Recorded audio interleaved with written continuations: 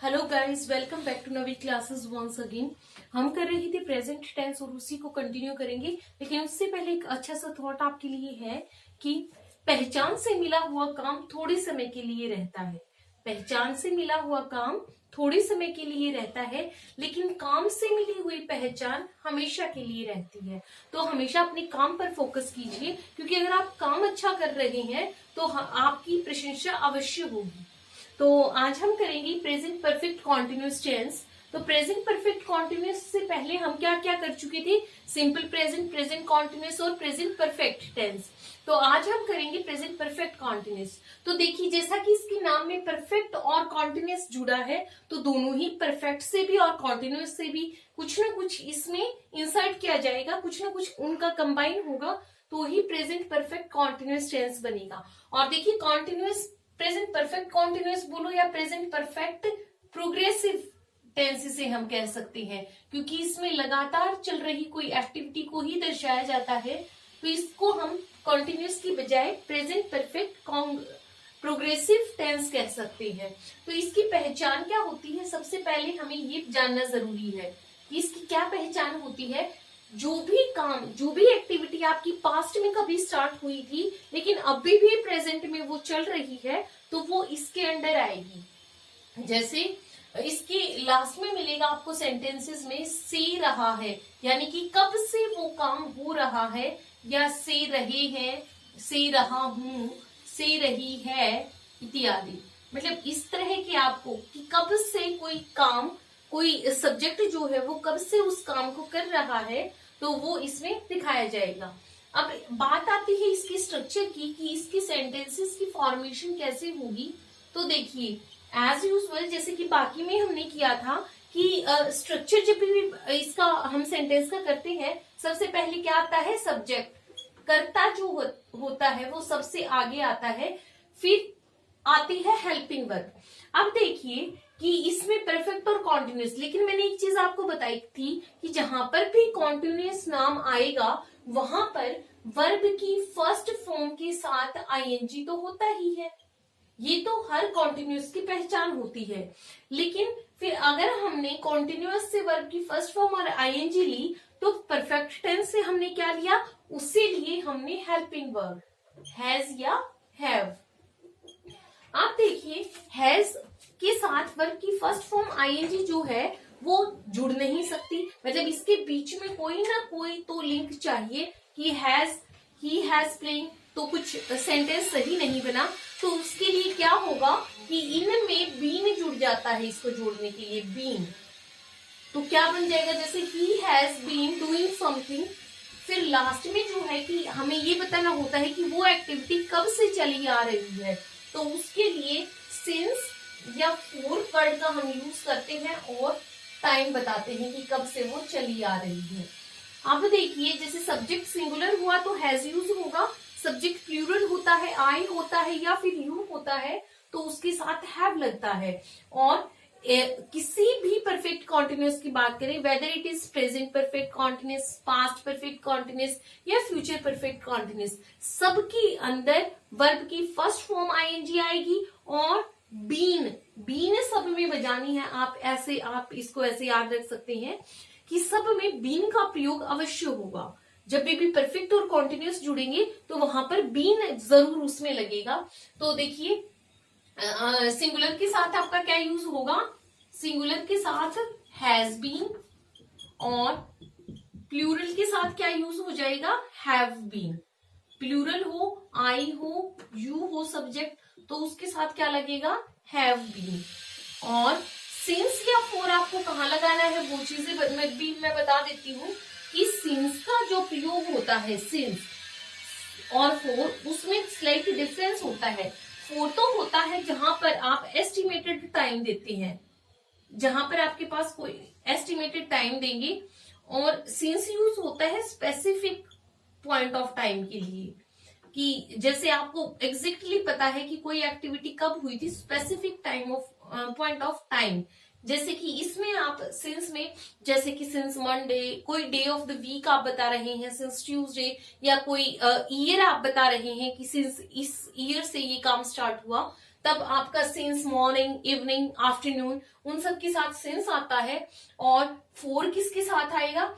वो आता है एस्टिमेटेड टाइम के लिए, जैसे कि कोई काम 2 घंटे से 3 घंटे से चल रहा है, 1 वीक से, 2 वीक से, या 2 मंथ से, या 2 साल से, मतलब जहां पर भी आप एक एस्टिमेटेड, एक रफ एस्टिमेट आप टाइम का देंगी, वहां पर फोर यूज होगा। सिंस आपको किसके साथ रखना है याद? सिंस मॉर्निंग, इवनिंग,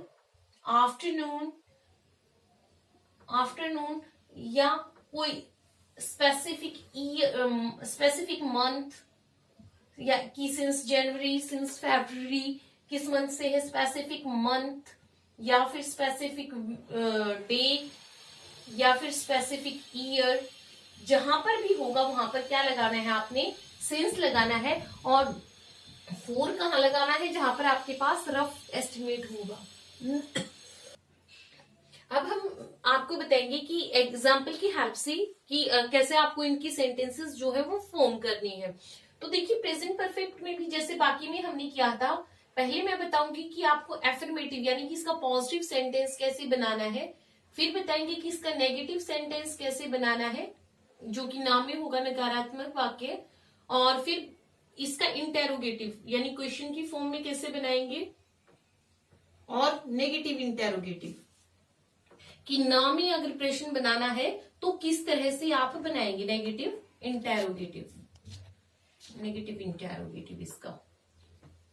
तो देखिए, सबसे पहले आपको पता है कि क्या आता है? सब्जेक्ट आता है जब भी सेंटेंस फॉर्म होता है। तो मैंने इसका स्ट्रक्चर आपको क्या बताया था अभी, कि इसमें हैज, हैव, बीइंग, वर्ब की फर्स्ट फॉर्म आईएनजी, और सिंस या फॉर लग के टाइम आता है।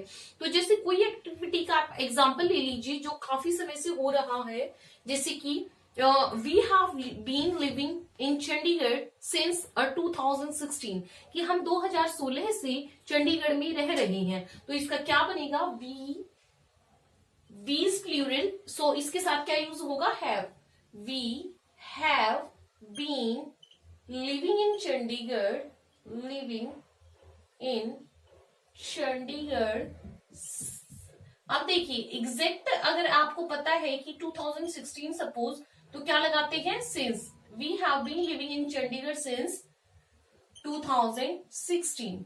अगर हमारे पास एस्टिमेटेड होता कि वैसे बताते हम कि 4 साल से रह रही हैं, तो क्या लिखते? We have been living in Chandigarh for 4 years, for 5 years, इस तरह से हम बताते। अब इसी का हम अगर नेगेटिव फॉर्म करेंगे तो कैसे बनेगा कि हम चंडीगढ़ में 2016 से नहीं रह रहे हैं, तो क्या बनेगा? वी, आपको याद हो अगर, तो मैंने आपको बताया था कि नॉट की प्लेस जो होती है वो थर्ड होती है, तो यहां पर भी देखिएगा थर्ड होगी। We have not been living in Chandigarh since 2016।